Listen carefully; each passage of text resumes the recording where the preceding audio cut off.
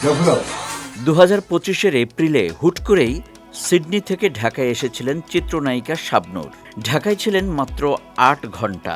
অসুস্থ মাকে সঙ্গে নিয়েই আবারও উড়াল দেন অস্ট্রেলিয়ার উদ্দেশ্যে।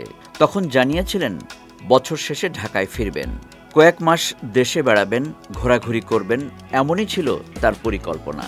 সবকিছুই এগোচ্ছিল পরিকল্পনা অনুযায়ী, কিন্তু হঠাৎ করেই মত বদলান 90 দশকের এই জনপ্রিয় নায়িকা।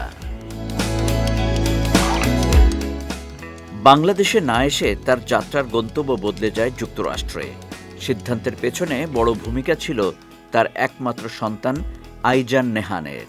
এদিকে শাবনূরের দীর্ঘদিনের চলচ্চিত্র সঙ্গীদের অনেকেই এখন যুক্তরাষ্ট্রের বিভিন্ন অঙ্গরাজ্যে বসবাস করছেন।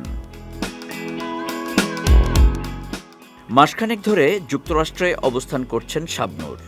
আরও কয়েকদিন থাকবেন বলেও জানিয়েছেন তিনি। এর আগে প্রায় 1 দশক আগে যুক্তরাষ্ট্রে গিয়েছিলেন তিনি। তবে এবারের সফরটা তার কাছে একেবারেই আলাদা। এবার যুক্তরাষ্ট্রে অবস্থানকালে শাবনূরের দেখা হয়েছে দেশীয় চলচ্চিত্রের অনেক পরিচিত মুখের সঙ্গে। সমসাময়িক অভিনয় শিল্পীদের মধ্যে মৌসুমী, অমিত হাসান, কাজী মারুফের সঙ্গে আড্ডা দিয়েছেন।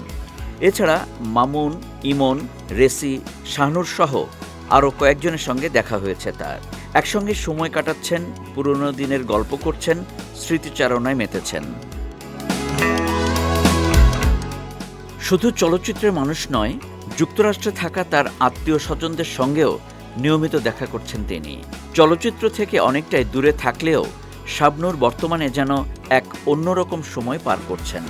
সন্তানের সঙ্গে সময় কাটানো এবং পুরনো মানুষদের সান্নিধ্যে কিছু নির্ভার দিন উপভোগই এখন তার জীবনের মূল আকর্ষণ।